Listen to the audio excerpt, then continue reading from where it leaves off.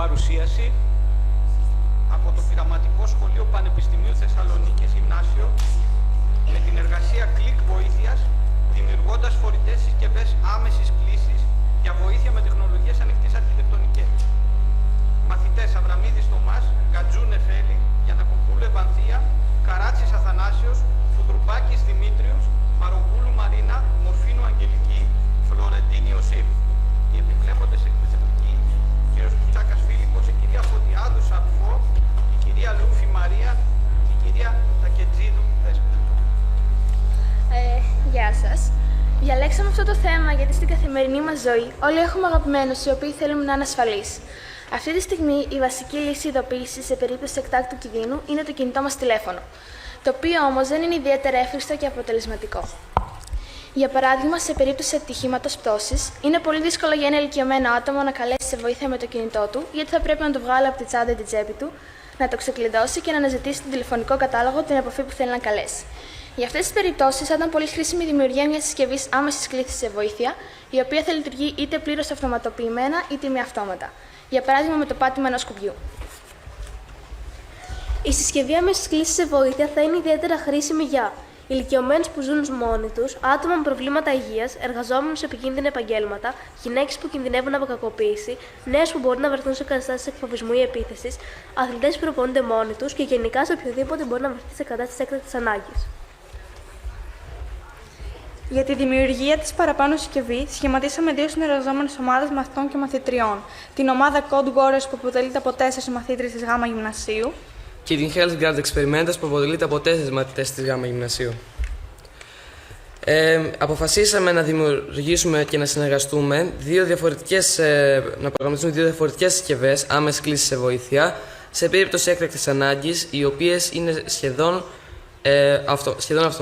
αυτοματοποιημένες με τη χρήση κουμπιών και αισθητήρων για να καλέσει σε περίπτωση εκτάκτου ανάγκης. Η πρώτη ομάδα Code Warriors φτιάξαμε μια φορητή συσκευή βοήθειας με τη χρήση ενός Microbit. Η συσκευή μας είναι μικρή, φοριέται σαν κόσμο, μεταγιώνει βραχιόλι και ενεργοποιείται με το πάτημα ενός κουμπιού. Όταν πατήσουμε το κουμπί συνδέεται μέσω Bluetooth και το κινητό μας πρώτον στέλνει SMS με την τοποθεσία μας, δεύτερον καλεί αυτόματο τον επιλεγμένο ή τους επιλεγμένους αριθμούς σε ανοιχτή ακρόαση, τέλος ειδοποιεί άλλες κοντινές συσκευές που έχουν τον ίδιο προγραμματισμό. Έτσι μπορούμε να ζητήσουμε άμεση βοήθεια εύκολα και γρήγορα. Οι παραπάνω ενέργειες θα πραγματοποιούνται από τη σχετική εφαρμογή που θα είναι εγκατεστημένη στο κινητό τηλέφωνο του χρήστη. Την εφαρμογή θα τη δημιουργήσουμε με το MIT App Inventor. Ο προγραμματισμός του Microbit θα γίνει στο περιβάλλον πλακιδίων Make Code. Για την προσαρμογή του Microbit στο στόμα των χρηστών θα σχεδιαστούν στο περιβάλλον του Tinkercad πολλά διαφορετικά σχέδια θήκης, ώστε οι χρήστες να έχουν τη δυνατότητα να το φορέσουν με πολλούς διαφορετικούς τρόπους. Ως ρολόι χειρός, ως ρολόι τσέπης, ως δαχτυλίδι, ως κρεμαστό μεταγιόν, ως καρφίτσα στα ρούχα κτλ. Τα σχέδια που θα είναι διαθέσιμα για τον κάθε ενδιαφερόμενο θα εκτυπωθούν από 3D εκτυπωτή του σχολείου μας και το συνολικό κόστος της κατασκευής δεν θα ξεπερνάει τα 40 ευρώ. Ωραία. Η δεύτερη ομάδα Health Guard Experimenters δημιουργήσαμε μια φορετή συσκευή καρπού με μορφή ρολογιού χειρός με δυνατότητα αυτόματης ανίχνευσης επικίνδυνων καταστάσεων όπως καρδιακά επεισόδια, πτώσεις ή χαμηλά επίπεδα οξυγόνου μέσω εξελιγμένων αισθητήρων ζωτικών λειτουργιών. Σε περίπτωση ανίχνευσης κινδύνου, ο χρήστης θα λαμβάνει ειδοποίηση 15 δευτερολέπτων για ακύρωση. Διαφορετικά θα ενεργοποιείται αυτόματη αποστολή ειδοποίησης και κλήση βοήθειας σε προεπιλεγμένους αριθμούς μέσω του συνδεδεμένου κινητού τηλεφώνου. Η συσκευή θα διαθέτει OLED οθόνη για άμεση εμφάνιση δεδομένων. Εκτός από τον παραπάνω πλήρως αυτοματοποιημένο τρόπο αποστολής αιτήματος για βοήθεια, η συσκευή θα μπορεί να στέλνει αίτημα για βοήθεια και χειροκίνητα με το πάτημα ενός κουμπιού. Αυτοματοποιημένα, η συσκευή μας θα στέλνει μια εντολή μέσω Wi-Fi στο κινητό του χρήστη, η οποία θα έχει εγκατεστημένη μια εφαρμογή που φτιάξαμε με το MIT App Inventor και θα στέλνει ένα μήνυμα SMS και θα παίρνει ένα επιλεγμένο τηλέφωνο. Ο εξοπλισμός που χρησιμοποίησαμε, επιλέξαμε για μικροελεγκτή το ESP32C3, ο οποίος έχει ενσωματωμένο Wi-Fi και Bluetooth, και τους αισθητήρες MBQ6050, επιταχυνσιόμετρο και γυροσκόπιο και τον Max 30-102, ο οποίος μετράει καρδιακούς σπαλμούς και πίεση. Επίσης χρησιμοποίησαμε ένα κουμπί και μια οθόνη OLED.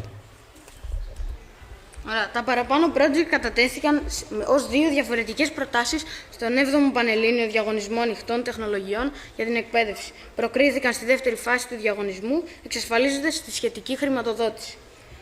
Αυτή τη στιγμή εργαζόμαστε παράλληλα σε 3 κατευθύνσεις. Έχουμε παραλάβει τον εξοπλισμό και έχουμε ξεκινήσει τη διαδικασία κατασκευής των 2 διαφορετικών συσκευών κλήσης σε άμεση βοήθεια. Προγραμματίζουμε στο περιβάλλον του MIT App Inventor την εφαρμογή για το κινητό των χρηστών, η οποία θα δέχεται το αίτημα βοήθειας από τη φορητή συσκευή. Και τέλος, σχεδιάζουμε στο περιβάλλον Tinkercad τις θήκες και βάσεις πάνω στις οποίες θα προσαρμοστούν οι φορητές συσκευές, ώστε να μπορούν να τις κουβαλούν εύκολα οι χρήστες τους. Η ομάδα των Code Warriors αντιμετωπίσαμε τα παρακάτω προβλήματα. Αστάθεια σύνδεσης. Η σύνδεση παρουσίαζε διακοπές ή καθυστερήσεις, κυρίως όταν η απόσταση μεταξύ των συσκευών αυξανόταν ή όταν υπήρχαν παραβολές από άλλες συσκευές. Συμβατότητα συσκευών. Ορισμένες συσκευές δεν υποστήριζαν την απαιτούμενη έκδοση Bluetooth ή παρουσίαζαν προβλήματα στην αναγνώριση της άλλης συσκευής. Καθυστέρηση σύζευξη. Σε ορισμένες περιπτώσεις η διαδικασία της σύνδεσης είναι χρονοβόρα, κυρίως λόγω αργής ανταπόκρισης ή σφαλμάτων κατά την ανταλλαγή κωδικών σύζευξης. Και αδυναμία επανασύνδεσης. Μετά από επανασύνδεση, η αυτόματη επανασύνδεση δεν λειτουργούσε πάντα όπως αναμενόταν, απαιτώντας την επανεκκίνηση της συσκευής ή χειροκίνητη παρέμβαση. Όσον αφορά εμάς την ομάδα Helgard Experimenters, αντιμετωπίσαμε προβλήματα με τον αισθητήρα Max 30102, ο οποίος ήταν υπεύθυνος για την καταμέτρηση των καρδιακών παλμών και της πίεσης. Πρώτα τσεκάραμε αν η τάση ήταν σωστή στο κύκλωμα, που ήταν στα 2,2 V. Μετά είδαμε αν υπήρχε θέμα με την επικοινωνία, η οποία ήταν σωστή. Και μετά αλλάξαμε τρόπο σύνδεσης, ο οποίος δεν άλλαξε καθόλου τα αποτελέσματα. Ύστερα απευθυνθήκαμε στην εταιρεία που κατασκεύασε τον αισθητήρα και μας είπε ότι η σωστή τάση ήταν 3,3 V με 5. Όταν εφαρμόσαμε πλέον τη σωστή τάση, τα αποτέλεσματα παρέμειναν ίδια και συμπεραίναμε ότι ο αισθητήρας είχε πλέον καεί. Και αποφασίσαμε μετά από ομοφωνία να τον βγάλουμε εντελώς από το project. Μετά την ολοκλήρωση του προγράμματός μας, θα έχουμε δημιουργήσει 2 φορητές συσκευές που μπορούν να βοηθήσουν ανθρώπους να βρίσκονται σε κίνδυνο. Η πρώτη συσκευή είναι σαν ρολόι χειρός. Φοριέται στον καρπό και λειτουργεί εντελώς αυτόματα. Δηλαδή, αν ο χρήστης πέσει κάτω ή κάτι πάει στραβά, το ρολόι το καταλαβαίνει μόνο του και στέλνει αμέσως μήνυμα για βοήθεια, μέσω του κινητού του χρήστη. Η δεύτερη είναι σαν Cosmo Umbrellock. Εδώ, ο χρήστης πρέπει να πατήσει ένα κουμπί όταν νιώσει ότι κινδυνεύει. Με το πάτημα, στέλνει το αίτημα για βοήθεια πάλι μέσω του κινητού τηλεφώνου. Και οι 2 συσκευές μπορούν να σώσουν ζωές, ειδικά σε περιπτώσεις όπως πτώσεις ηλικιωμένων ή όταν κάποιος νιώθει ότι απειλείται. Εκτός από τις συσκευές, έχουμε ετοιμάσει αναλυτικές και διαθέσιμες περισσότερες οδηγίες για το πώς μπορεί ο καθένας να τις κατασκευάσει, να τις προγραμματίσει και να τις χρησιμοποιήσει. Καθώς και 3D σχέδια για τις θήκες, ώστε να μπορούν να εκτυπωθούν με 3D εκτυπωτή. Τα παιδαγωγικά ωφέλη που κερδίσαμε από τη συμμετοχή μας σε αυτό το εκπαιδευτικό πρόγραμμα ήταν η ευαισθητοποίησή μας σε θέματα υγείας, η αναγνώριση επικίνδυνων καταστάσεων, η ανάπτυξη συνεργασίας και διαχείρισης έργων πληροφορικής και τέλος η γνωριμία και η κατανόηση ανοιχτών τεχνολογιών. Για την υλοποίηση των project μας αντλήσαμε πληροφορίες από διάφορες πηγές, όπως τη Macrobit, την Espressif, τον MIT App Inventor και την DF Robot. Σας ευχαριστούμε πολύ για την προσοχή σας. Θέλουμε να ευχαριστήσουμε το Μαθητικό Συνέδριο Πληροφορικής που μας έδωσε την ευκαιρία να παρουσιάσουμε τις ιδέες μας και τα project μας.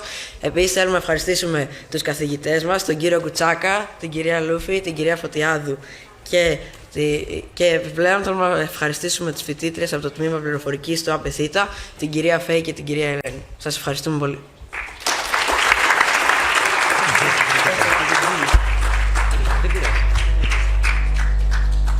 Καταπληκτική δουλειά, πλήρης δουλειά. Έχετε βρει ακόμα και τη χρηματοδότηση για να υλοποιήσετε αυτό το συνδυασμό hardware και software για να μπορέσετε να προσφέρετε ένα εργαλείο εφαρμογής που ήδη βρίσκεται σε επαγγελματική εφαρμογή για τα γλώσσα για το πάνηγμα. Ήθελα να σας ρωτήσω το πολύ ενδιαφέρον κομμάτι του που να το θέσετε σε αυτόματη λειτουργία δίνοντας τη δυνατότητα ανείχνευσης κρίσης. Πώς βλέπετε να ολοκληρώνετε αυτό και θα το δοκιμάσετε στο πειραματικό, ως πειραματικό περιβάλλον. Θα το δοκιμάσουμε.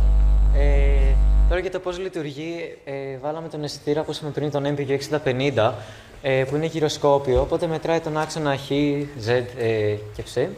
Οπότε, άμα πέσει ο χρήστης, θα τον ανιχνεύσει, θα πέσει ο άξονας Ψ, και Και αν μείνει σταθερός, δεν θα αλλάξει καμία τιμή. Οπότε θα ανοιχνεύσει κάτι έχει γίνει.